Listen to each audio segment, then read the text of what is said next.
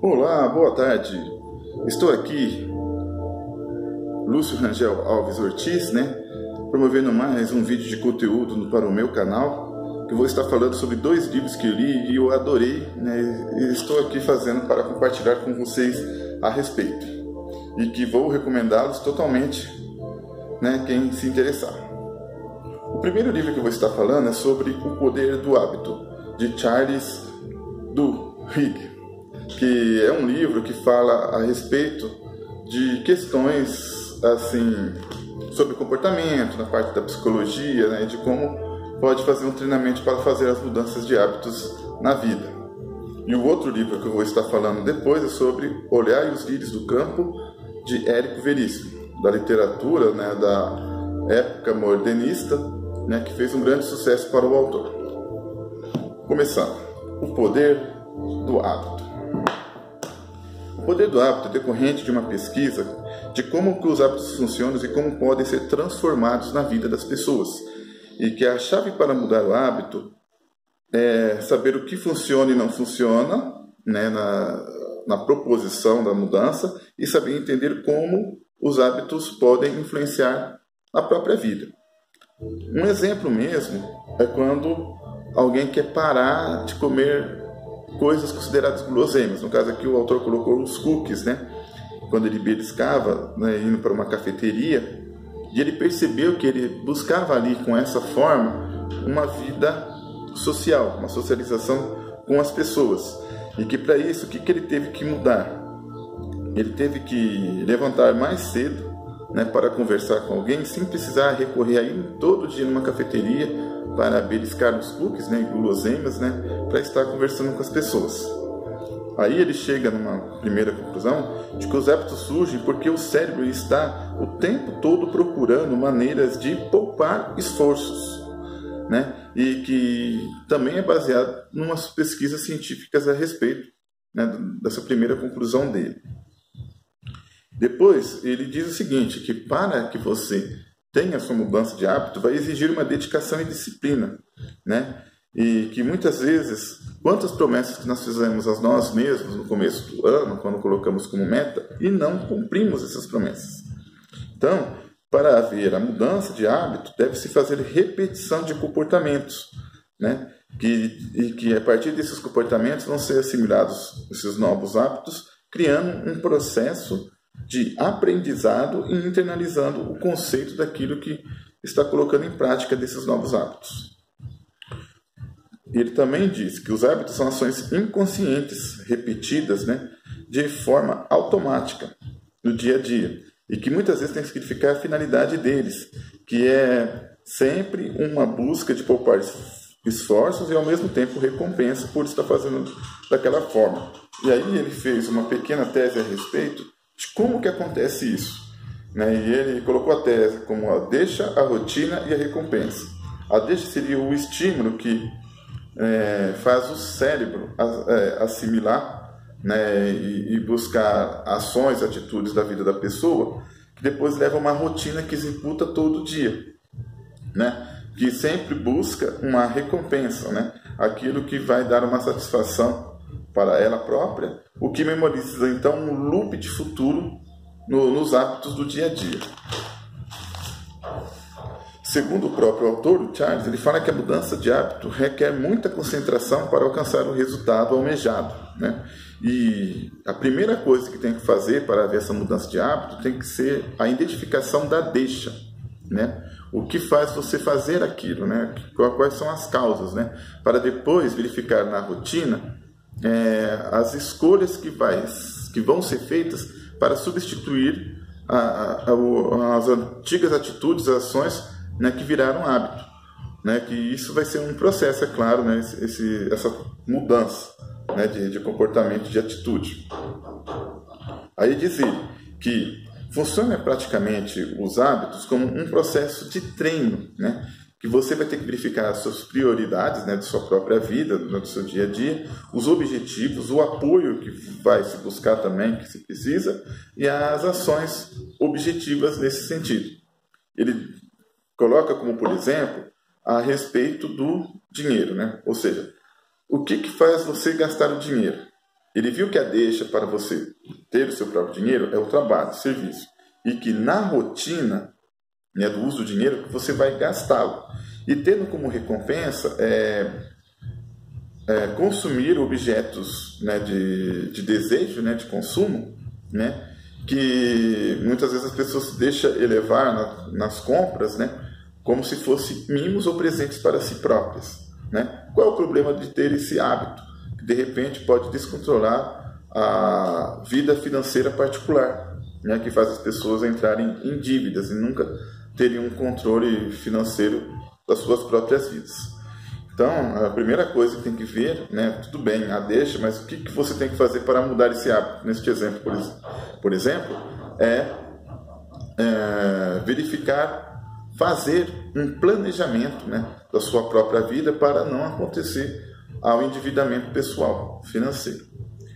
Ele consta também no livro O Poder do Hábito, o hábito mestre, né, que é aquele que é capaz de desencadear uma série de reações, né, do mundo da pessoa, que organiza a sua própria vida. Ele coloca como exemplo, como hábito mestre, a prática de exercícios físicos, né, que vai ter como consequências outros hábitos bons, né, tipo, vai procurar comer melhor. Quem faz exercício físico vai procurar comer melhor para ter uma boa saúde, para ter uma própria satisfação com o próprio corpo e com a própria saúde.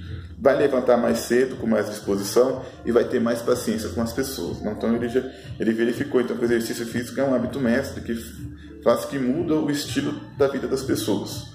Outros exemplos de hábitos mestres, segundo Charles, ler diariamente, né? Tomar umas 2 vezes por dia um suco concentrado de uva, que ele também assim verificou, né? Isso poderia concluir também que quem toma vinho diariamente também pode ser um hábito mestre, né, que desencadeia várias outras ações na vida da pessoa.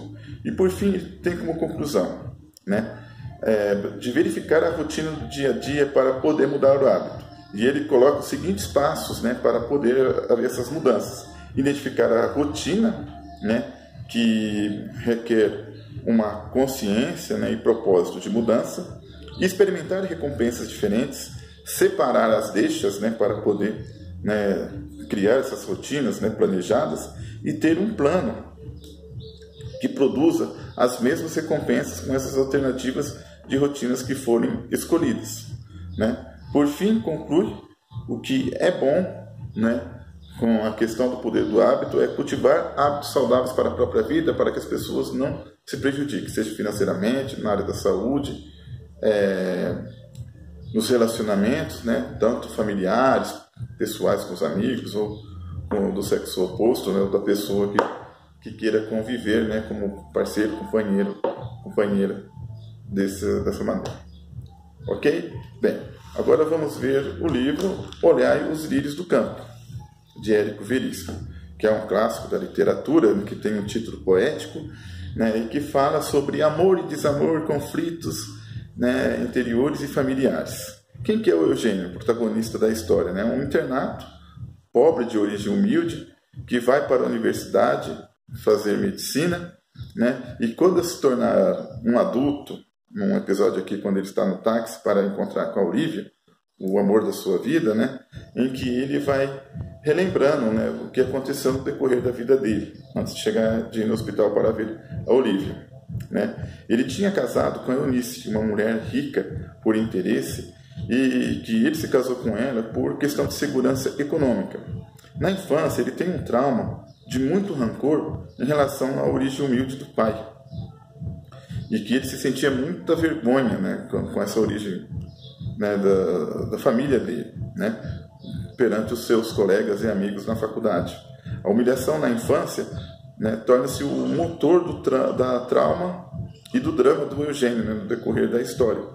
E ele procura sempre fugir de um sentimento de inferioridade, né, de humilhação, quando passou assim na infância.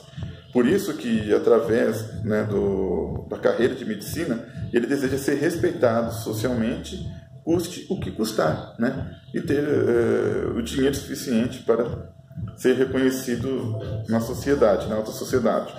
Ao se formar em medicina, ele se casou, né, com a Eunice, como já tinha dito antes, e buscou fugir do estereótipo da pobreza e do subúrbio. Ele não gostava de maneira alguma de atender as pessoas mais pobres. Ele fingia amar a Eunice, mas ele sempre pensava na Olívia, o amor da sua vida, né? O que deixa ele sempre angustiado e feliz. Ele se envergonha da sua origem simples, né? E que há uma necessidade da vida dele de ostentar, ter uma vida de luxo. Por fim, Eugênio é um covarde materialista, pequeno, né? Que sofre em recordar a humilhação que teve na infância. Não acredita em Deus, mas no decorrer da sua vida ele se entrega a seu próprio Deus, né? Quando lê a passagem do Evangelho, né? Que tem essa frase aqui, olhar os lírios do campo, né? Quando Jesus fala da preocupação das pessoas em relação à vida, o que vai comer, o que vai beber, o que vai se vestir. E aí Jesus diz o seguinte no Evangelho, né? Que os lírios do campo, né, ele tem uma grande formosura e beleza que nem o rei Salomão teve no decorrer do seu reinado, né? Depois ele fala dos pássaros do céu, que Deus provê a eles o alimento, né, a semente, né, aquilo que eles possam viver. Ora, se o grande Pai, né, Deus, o Criador, né, faz isso tanto para os lírios do campo quanto para as aves do céu, imagine nós para os seres humanos. Se for pensar bem, né, o planeta Terra seria e é o suficiente para nós seres humanos, desde que saibamos usar os recursos naturais em prol de todos. Mas infelizmente, por causa do sistema econômico, político, né, não é bem assim que acontece, que aí é um outro tema para ser falado num próximo conteúdo de vídeo. Pois bem, voltando para o livro então, a respeito, né, quando ele fala aqui que não acreditava em Deus, no fim ele teve que se entregar a Deus em si, né, Eugênio se sente sempre superior aos outros, né, por ter formado em medicina e ter alcançado a ascensão social, mas ele tinha um grande remorso na vida, por ter deixado a Olívia o seu amor, né, que eles tiveram um romance, é claro, extraconjugal, né, no caso por parte do Eugênio, né, mas que isso deixava ele angustiado. Quando chegou um momento da vida dele que a Olívia teve que deixá-lo para seguir a sua própria carreira na medicina, mudando-se de cidade, o que deixava ele fazer mais pensar a respeito do seu amor a Olívia, né, e que quando a Olívia ficou doente, né, e foi para o hospital prestes a morrer, mandou uma carta para o Eugênio, né, falando a respeito das pessoas, né, que fazem da vida delas como se fosse uma caça ao dinheiro, né, e que nisso, né, ele deixou a felicidade por causa dessas questões de dinheiro e do status social que assim ele tinha, né, mas ele se torna uma pessoa infeliz, que adianta ser respeitado, né, mas é infeliz. Né, ele descobre que a Olívia ficou grávida, porque ela conta assim na carta, né, e que teve uma filha chamada Ana Maria. E que no final da história, né, Eugênio fica muito frustrado, né, ao verificar a sua amada morrer no leito do hospital. Bem, é um livro bastante reflexivo da história, que faz até recorrer na vida de muitas pessoas a respeito, né, quando fica aquela questão da indagação, né, ser feliz ou ter uma vida confortável, né? O ideal, né, que se una os dois projetos na própria vida, né? É um livro muito bom que fez Érico ficar muito famoso, né, e que fez ele tomar a decisão de viver como escritor no decorrer da sua vida. Então é isso, pessoal. Espero que tenham gostado aí que eu falei dos dois livros, né, que eu terminei de ler, né, e que eu recomendo, né. Vocês vão adorar tanto O Poder do Hábito quanto Olhar os Lírios do Campo. E busquem sempre essas leituras, né, que possam fazer evoluir, né, a mente, né, o seu estado de espírito, para, né, buscar a gente ser sempre pessoas melhores no dia a dia das pessoas que estão próximas conosco. Muito obrigado pela atenção e até mais. Não esqueça daquele like, aquele comentário, aquele compartilhamento que possa ajudar aí na divulgação do trabalho. Gratidão. Namastê.